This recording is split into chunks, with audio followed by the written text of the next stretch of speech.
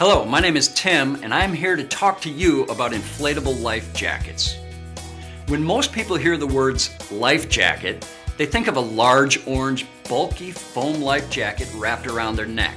In fact, most boaters do not wear these older styles of life jackets at all because they are perceived as too bulky and too uncomfortable. Unfortunately, because of this, 85 to 90% of boating accident victims will drown because they are not wearing a life jacket. Well, I'm here to show you that with today's technology, you have no reason not to wear a life jacket of some kind while participating in water-related activities. Inflatable life jackets are ones that can be inflated manually by making a quick jerk of a cord or automatically when submersed in water. The inflatable life jacket uses compressed air, or CO2, to fill itself with air and provide 45% more buoyancy when inflated. This causes the person to float higher and be more visible when the life jacket is inflated. There are mainly two different models of inflatable life jackets, the belt pack and the suspender, which is sometimes called the stole. The belt pack inflatable easily clips on around the waist to allow for more comfort and less obstruction, and once inflated is pulled up and over the head for proper flotation. The suspender or stole model is a thin, lightweight design that is worn over the shoulders to offer comfort and excellent range of motion. The suspender is positioned around the neck and is buckled around the stomach. Once inflated, they remain around your neck and in place, keeping you afloat without the secondary action of pulling them over your head. There are a variety of over-the-shoulder inflatable life jackets, but they all function in the same basic way.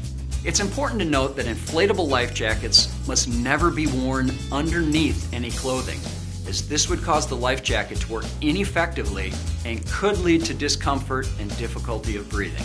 The components of inflatable life jackets include a holding chamber, a source of compressed gas, an inflation mechanism to discharge the gas from the cylinder to the inflation chamber, a manual jerk to inflate cord, and an inflation mouthpiece to add air to the chamber orally or to deflate the chamber. When wearing any inflatable life jacket, be sure the manual jerk to inflate cord is easily accessible. All of these components make the inflatable life jacket reusable. Hopefully you'll never even once need to inflate yours, but the inflatable life jacket is a form of insurance for potentially saving your life whenever and as often as you need it.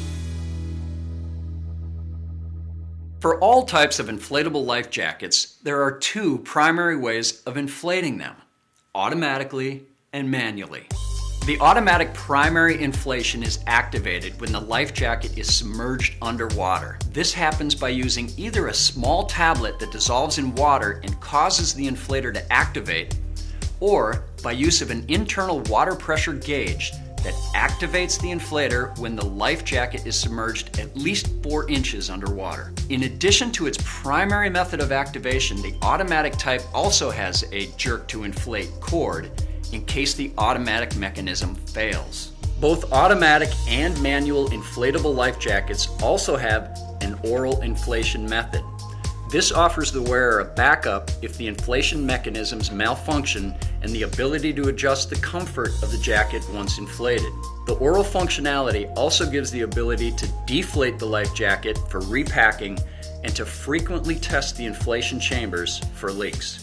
Be sure to store your inflatable life jacket in a cool, dry area out of direct sunlight and free from exposure to gas or oil. When caring for your inflatable life jacket, take note that each type may have a different kind of thread or size of compressed air cylinder and a different way of repacking, cleaning, and maintaining the life jacket effectively. Because of this, the best way to care for your inflatable life jacket is to consult the owner's manual or contact the manufacturer for information.